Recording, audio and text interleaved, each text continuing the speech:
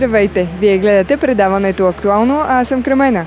Днес се намираме в Борисовата градина в София, където се провежда годишна лонгборд среща, с която откриваме и сезона на това прекрасно занимание. Ще видим едни страхотни трикове, екстремни емоции и останете с нас, за да се запознаем с хората, които практикуват това занимание и за да разберем повече за него.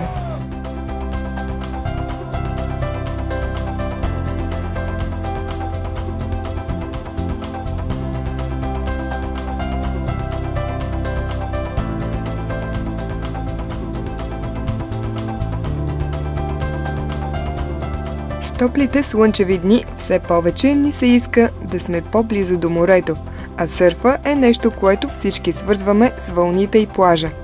От друга страна пък, привържениците на екстремните спортове и сърфа свързват усещането да се носиш по вълните с това да караш лонгборд.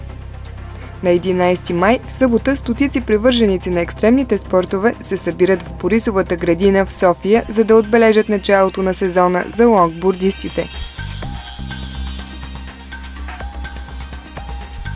Това е втората по рода си среща, която събира карачи от цяла България, а и не само. Днес присъстват и гости от Румъния, Гърция и Испания. В откриването на сезона активно се включват и момичетата от Wildberries. Те също показват страхотни умения, като дължината на слайдовете им не отстъпва пред останалите трикове.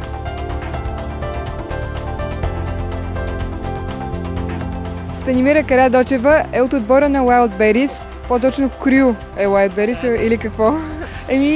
Крю общност, както иска, това е общността на момичетата в България. Добре. Вие представлявате момичетата на лонгборд тук на тази среща, нали? Да. И как се чувствате днес? Върви ли всичко наред? Страхотно е, направихме много голяма обиколка на София. Всички тези хора, които виждате, бяха по улиците на София, карахме заедно и беше страхотно настроението. Ти редовно ли караш? След работа, винаги когато имам свободно време или когато става за каране, да не вали дъжд или да не е лошо, идвам тук. Като удоволствие, за удоволствие, като хоби или за транспорт, ползваш ли го? И за транспорт го ползвам, и като хоби го ползвам. Въобще много е готино, защото пренася малко от морето в града. Малко като сърфинга е, все едно сърфираш на асфалт. Ти също караш и сноуборд и караш и сърф, така ли?